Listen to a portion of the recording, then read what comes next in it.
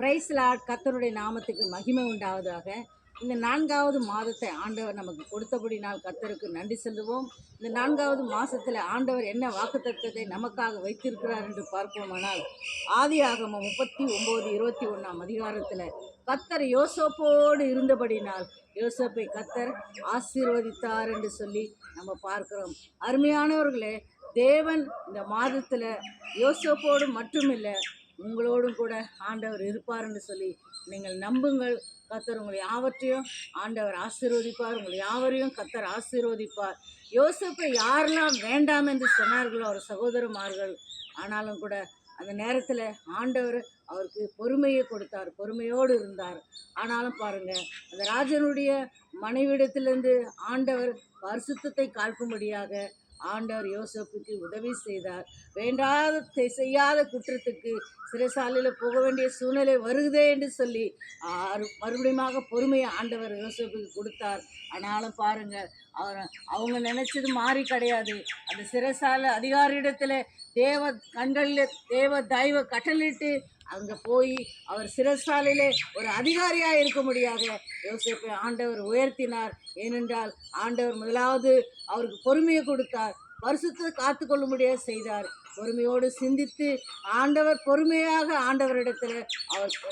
ஆண்டவரிடத்தில் கேட்கும்போது ஆண்டவர் இவ்வளவாக தேவன் அவர் ஆசீர்வதித்தார். அது மாத்திரமல்ல, அருமையானவர்களே, யார் அவர்களை வேண்டாம் என்று குழியில் தள்ளினார்களோ அவர்களையும் அவர்கள் குடும்பத்தையும் அவர் பிள்ளைகளையும் பஞ்ச நாட்கள் வரும்போது அவர்களை போஷிக்கும்படியாக யோசேப்பை அபரிவிதமான ஆசீர்வாதங்களால் கர்த்தர் நிரப்புகிறார் என்று பார்க்கிறோம். அருமையானவர்களே, இந்த 4வது மாதத்தில் இந்த வார்த்தையை கேட்கிற, இந்த சத்தத்தை கேட்கிற, இந்த வார்த்தையை படிக்கிற ஒவ்வொரு குடும்பத்துக்கும் தேவன் யோசேப்பை மாத்திரம் இல்லை, உங்களையும் ஆசீர்வதிப்பாராக, உங்களையும் ஆசீர்வதிப்பாராக. இந்த 4வது மாதத்தில் கர்த்தர் உங்களோடு இருந்து ஆசீர்வதிக்கிற காரியங்கள் பெரிதாக இருக்கும் என்று சொல்லி நீங்கள் நம்புங்கள். கர்த்தர் தாமே இந்த வசனத்தை ஆசீர்வதிப்பாராக.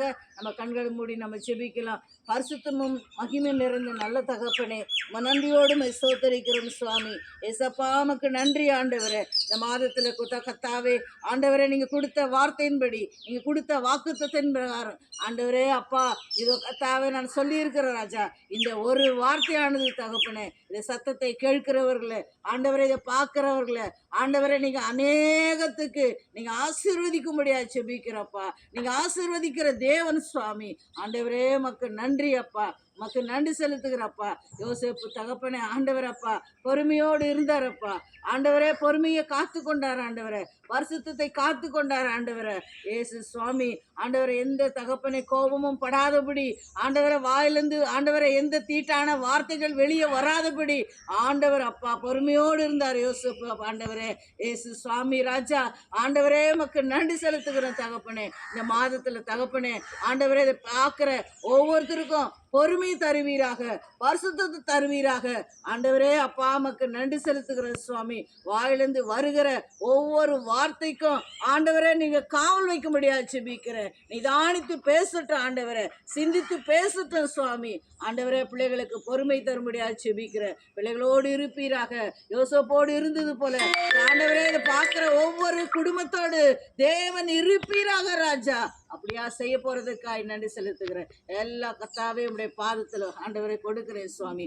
எல்லாவற்றையும் உடைய பாதத்தில் கொடுக்கிறேன் சுவாமி. இயேசுவின் நாமத்தில் வேண்டுகிறோம் எங்கள் ஜீவனுள்ள நல்ல தகப்பனே, ஆமேன். அல்லேலூயா.